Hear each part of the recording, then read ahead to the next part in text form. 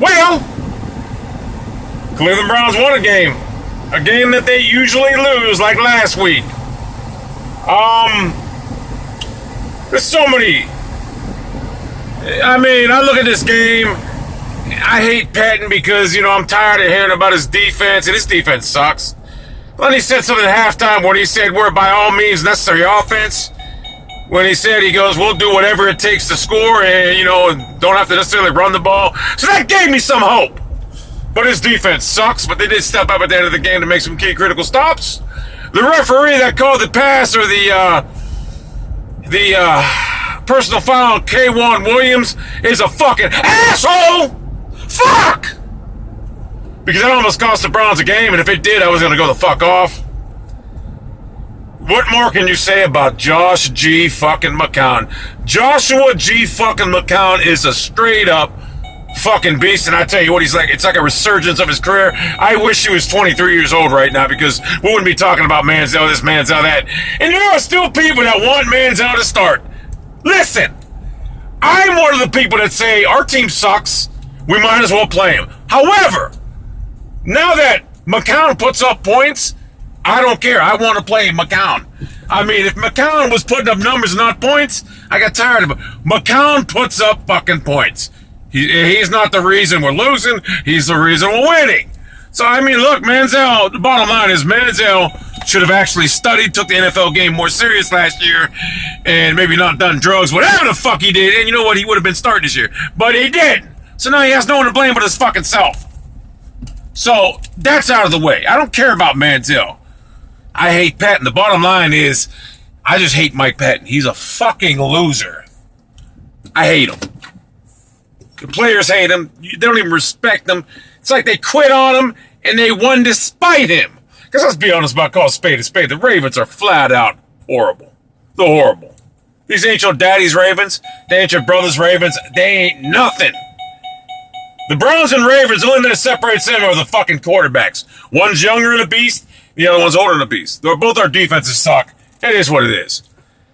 Overall, it's a win. We're 2-3. If I was coaching this team, we'd be 5-0 right now. Our receivers are midgets, but somehow the coordinator gets the most out of them. And McCown, Joshua McCown, makes them relevant. I'm amazed at what, I don't know, it's crazy. Joshua McCown is a fucking beast. There's a lot of teams out right now that wish they had Joshua McCown. Of course, these videos when the Browns win are always better because I'm not stressed out after a fucking 4-hour stressful day. Someone made a valid point, and I can watch 4 o'clock games without being stressed out. And I can actually enjoy the rest of my Sunday, because when the Browns lose, which I always expect them to, I will say this, the Sundays suck, but they're getting easier now because I just don't give a fuck anymore. Like I say, as far as Manziel goes, he should have kept himself off the dope and took the NFL serious last year. Maybe he would have started. But we got a guy, McCown, who's not the future, because he's 36 years old. I would really love to find out how old he really is, because he sure plays like he's about 26. Very spry for a guy his age. Can move around. He's an athlete, but he's not our future. So I understand the sentiment wanting to see Manziel play, because I believe Manziel, with the same luxury of the open playbook like McCown has, I believe he can do the same things. I really believe Manziel can play. But we know if they put Manziel in, they're going to really keep him down to be check down Charlie. It's going to fucking look like shit, and it's going to be boring offensively.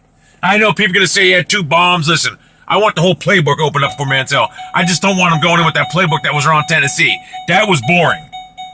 But I believe Manziel can play. Now, the only way I think he's going to get in now is if McCown gets hurt. That's the only fucking way. Personally, right now, if I had my choice, I want McCown to play because I know McCown, what he can do. And I'm not ready to give the season up right now. The wild card is not out of the fucking... We still got a long way to go. We win next week, we're 3-3. Wild card's right fucking there. The division may be out of reach, but...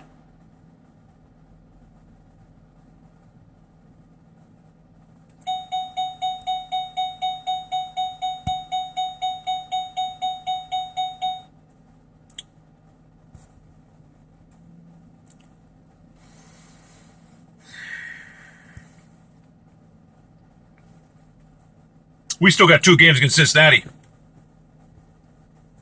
And if we do our part the rest of the season, then 2 games against Cincinnati could mean something. Because our defense sucks right now, but who's to say that it can't be corrected? When Justin Gilbert didn't want to return the kick, I corrected it, sir. And then I corrected him. Charles O'Grady, The Shining. The bottom line is, oh, by the way, Justin Gilbert, listen, you gotta return punts. I mean, you gotta return kicks out of the end zone. I mean, you're 5 yards deep in the end zone. Take the fucking kick out. Don't earn your fucking money, motherfucker. Earn your fucking money. I wish the fuck they could find a place for him on offense, to be honest with you, because he's big target. Some of our guys are small, so it's gonna be a lot harder for Joshua fucking McCown to find. Bottom line is, I'm not mad. I was mad at that referee, and I'm not gonna lie. That referee's a fucking piece of shit who I can't fucking stand looking at, and I hate his fucking family because the motherfucker almost cost us the fucking game because we would have lost. I would have blamed it on that. But you got bailed out, referee, because we got Joshua fucking Beast McCown. Josh McCown's a beast. In this storied franchise, he has the most passing yards ever in a regular season game. I believe the record for playoffs is Bernard Kosar. Against the New York Jets. Double overtime victory when 23-20. A game that the Jets should have won. But Mark Gastineau decided to rough fucking Kosar and gave us an extended downs. All you old-time Jets fans will know that. Without Mark Gastineau, the sack exchange, him and Clacko.